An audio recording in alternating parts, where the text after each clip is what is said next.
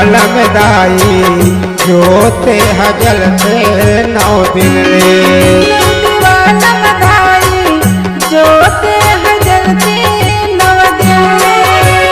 ध्यान लगा के तोर जस गाथा, ध्यान लगा के तोर जस गाथा मोरियर जिला सुन। तोर देवालम दाई जोते हजल थे 9 दिन रे। तोर देवालम दाई जोते हजल थे 9 दिन रे।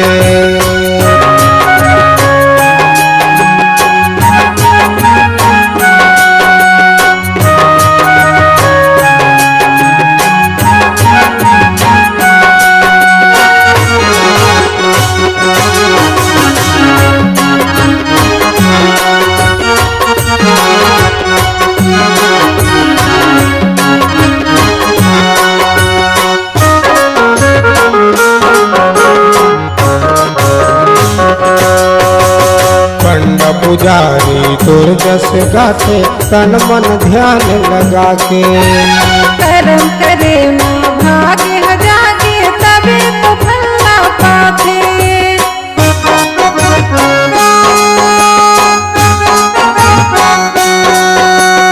पंड पुजारी तोर जस गाथे तन मन ध्यान लगा के। कर्म करे ना भागे जागे तबे तो फलना पाथे। दुखिया के दुख हर के उठाई, दुखिया के दुख हर के उठाई सबो सुख ला दे। देवालम दाई जोते हजल थे 9 दिन रे।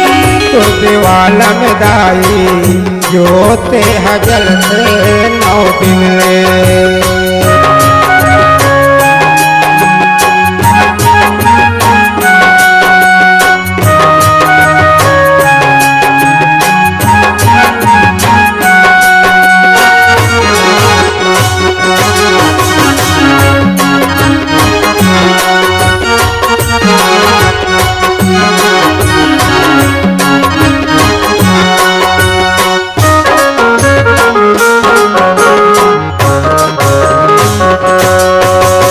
गीत गवैया सेवा गाथे बरुआ झुम झुम नाचे। ध्यान मजेरा मृदंग संग माता के झम झम बाजे।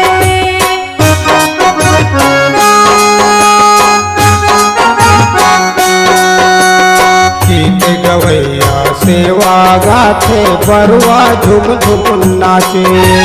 ध्यान मजेरा मृदंग संग माता के झम झम बाजे। हाथ में त्रिशूल भाला धर के, हाथ में त्रिशूल भाला धर के रघुवा सवारी में बैठे। तोर देवालम दाई जोते हजल थे 9 दिन रे। तोर देवालम दाई जोते हजल थे 9 दिन रे। जोते हजल थे 9 दिन रे। जोते हजल थे 9 दिन रे।